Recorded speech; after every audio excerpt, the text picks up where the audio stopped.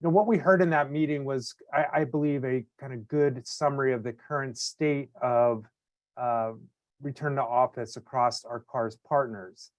And earlier this week, an article in the Wall Street Journal reported that office use recently just hit a pandemic high. Based on security swipes data from September 8th to the 14th, office use on average was about 47.5% of early 2020 levels in 10 metropolitan areas. Midweek levels were actually even stronger, with about 55% of office occupancy on Tuesday and Wednesdays during that period.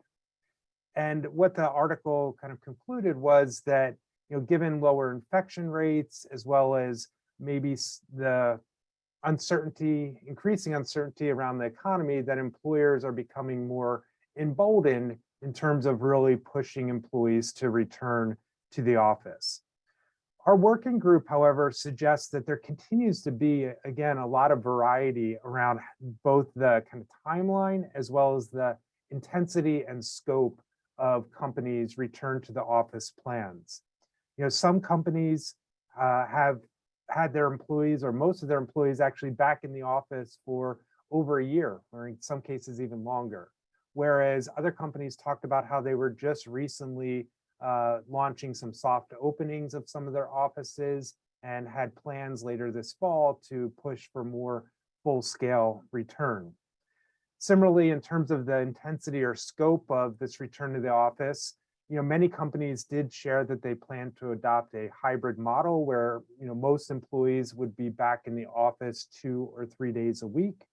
But on the other hand, some companies plan to bring almost their entire workforces back to the office on a regular basis. And others reported that they plan to have employees in the office only, occasionally or on ad hoc type situations, really on an as needed basis.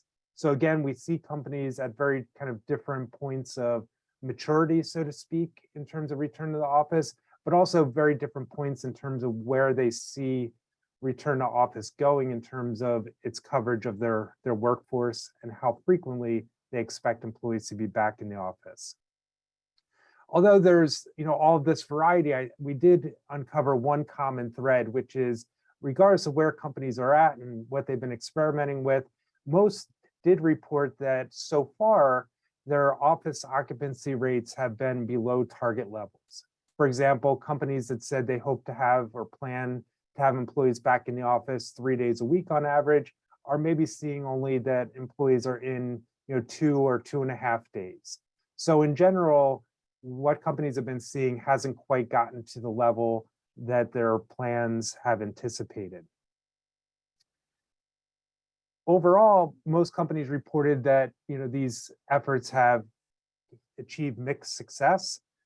In some cases, they've seen some kind of early wins, but also these efforts have revealed some key challenges, which really seem to fall into 3 main buckets. The first is around getting leaders on board. The second is around getting employees on board. And the third is about addressing potential equity issues that might arise as these hybrid plans are rolled out and we start implementing return to the office. So let's take a moment and examine each of these issues in a bit more detail and how companies are experimenting with addressing each of them.